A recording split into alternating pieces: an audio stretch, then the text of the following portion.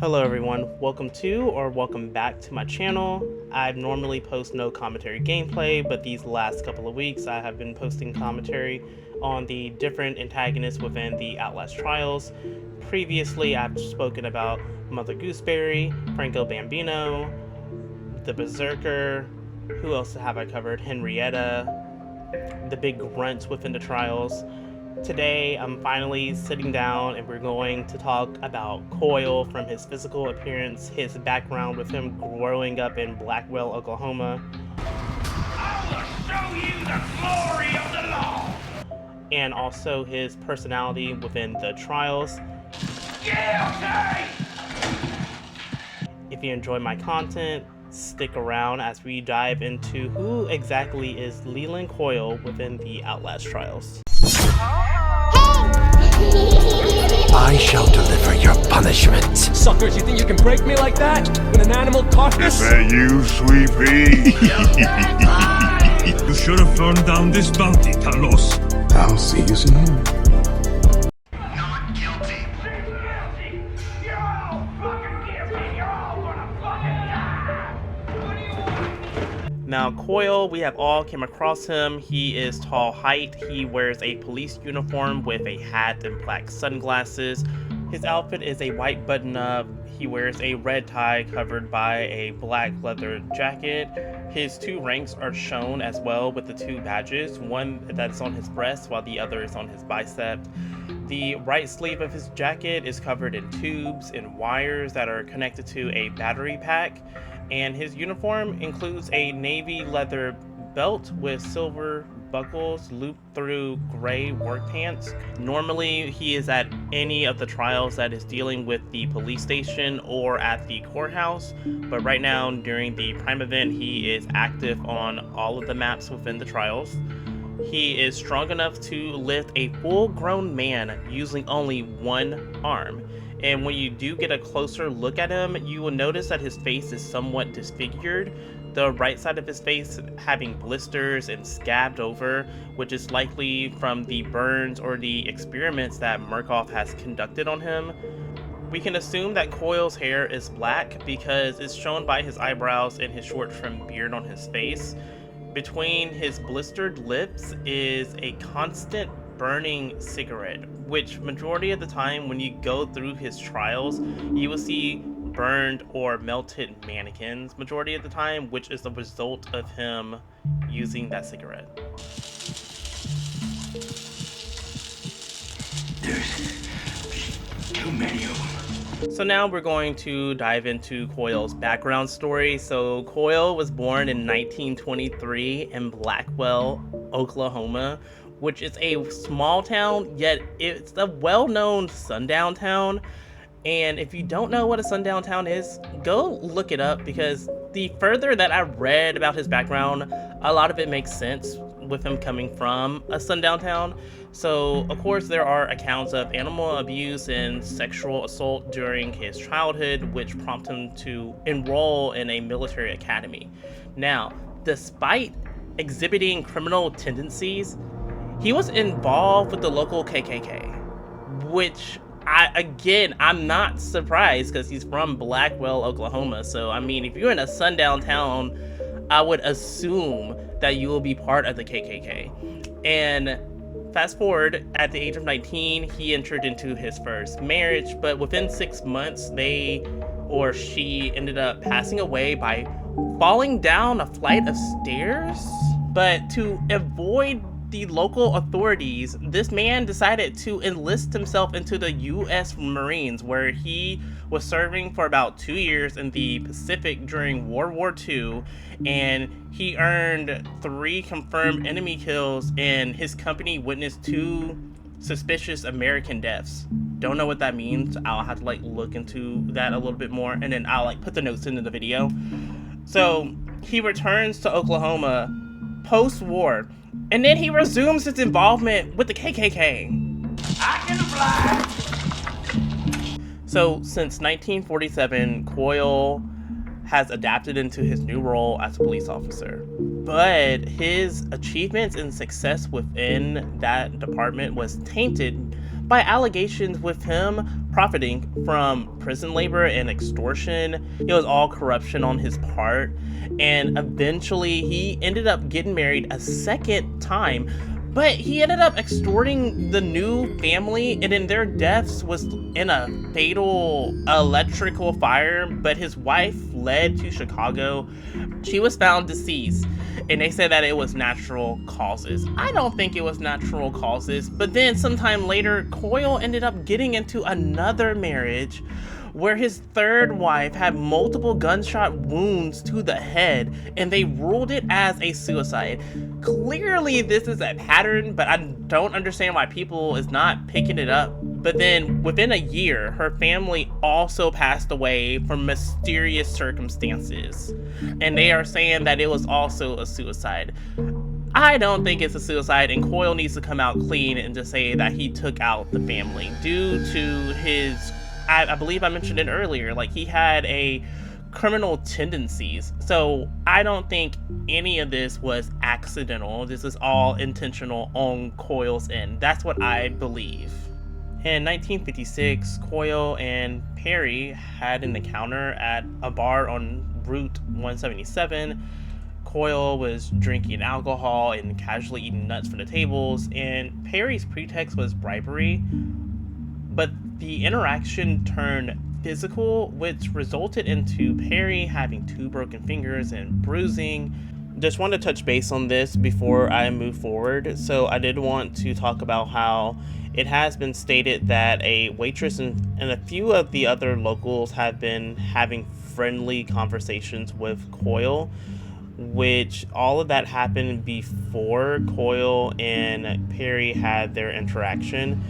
And he believed that Coyle was toying with him because he survived. But then he endorsed Coyle for Project Leaf, which makes no sense to me, because it's like, dude, is Murkoff paying you enough money to go through this? Because didn't he also get beat up by Franco Bambino, I believe? Because I don't think he came across Mother Gooseberry. He actually did come across Mother Gooseberry, but when she attempted to attack him, she was restrained.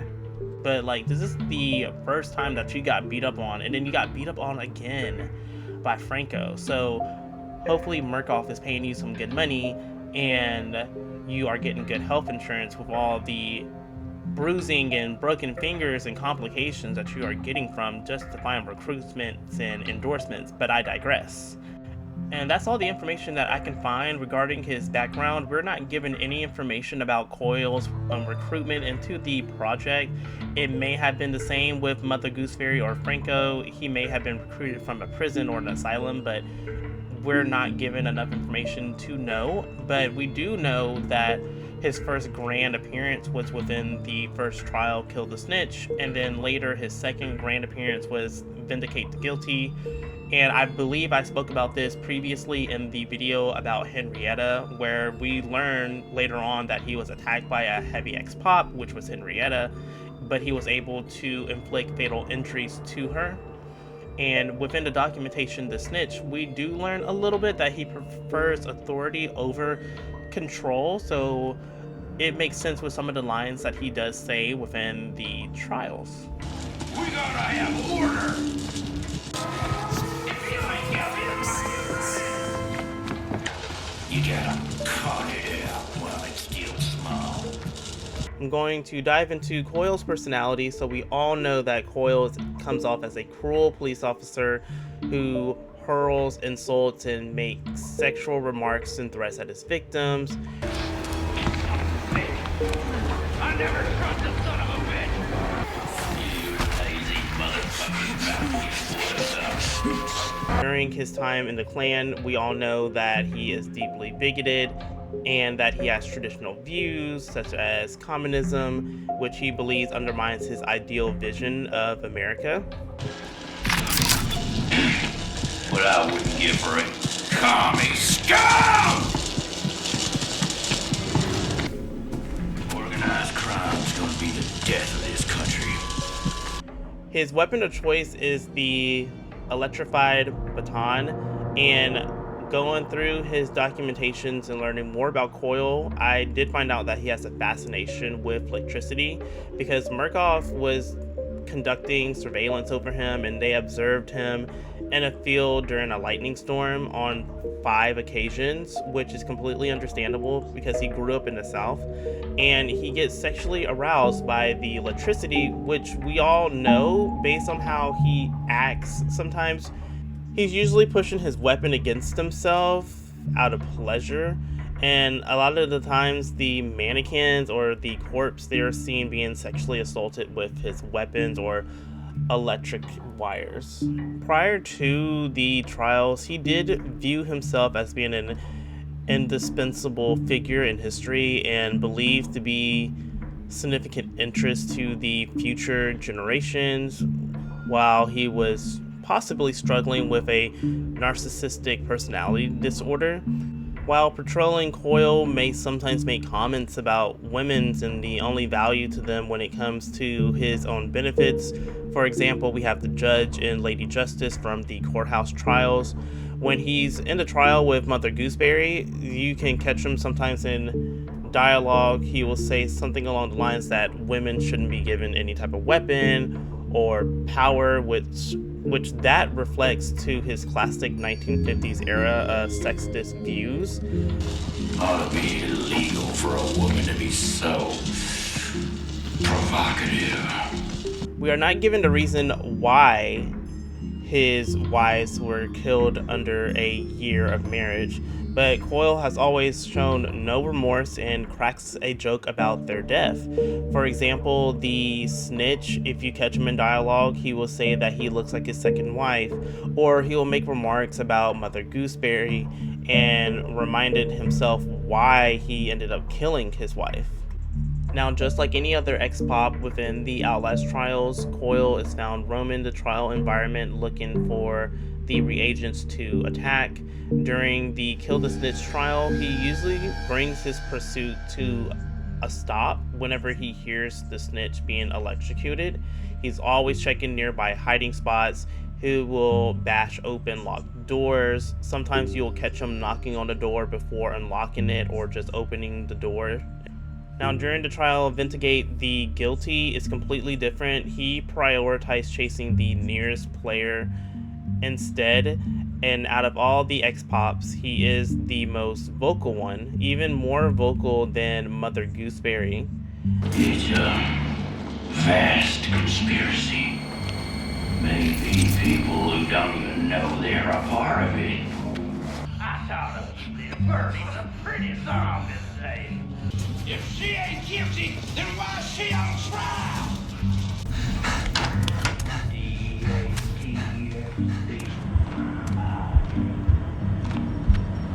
Also, his resistance is higher, so I believe all of the prime assets, I believe that's what they're called. So Mother Gooseberry, Franco Bambino, Leland, Coyle, they all have a higher resistance compared to the regular grunts within the trials. So you may come across a regular grunt, you can take a brick, throw it at them, they will fall backwards, they will tumble down a flight of stairs.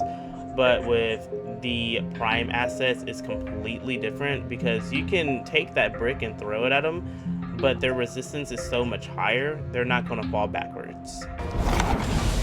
Walking shit bag. Catch me sleeping. Someday, they catch me, and they'll do with me every filthy and perverse thing their favorite native skulls can summon. Leave me broken, shaven, crying, and good. Now, like most videos, I do love to end them with some random trivia. So the first piece of trivia that I did find is that Coyle and Cornelius, which Cornelius is the individual that you buy the rigs from, they both were stationed in the Pacific Theater during World War II. Now I gotta go and make a whole video about Cornelius because I want to learn more about that connection. Another piece of trivia that I did learn is that Coyle, if you catch him in dialogue, he will admit that Blackwell was a sundown town. But on the topic of Blackwell, Oklahoma, it features an electric park pavilion, which goes in line with his theme of electricity. Now, one last piece of trivia that caught my attention is that when you do play the Outlast trials, especially right now with the Prime event, if you're in a trial and Coyle and Mother Gooseberry are present at the same time, you may catch him in dialogue stating that he killed all of his wives. Still, don't know the reason why he killed all his wives. And that is all that I wrote for today's video. If you made it this far, thank you so much for watching my content. If you enjoyed my content, give me a huge thumbs up, subscribe to my channel, comment down below your favorite antagonist within the Outlast universe, your favorite Outlast trial, and if you're actively playing the Outlast trials, good luck on your therapy, and I'll see you next time. This is a little extra.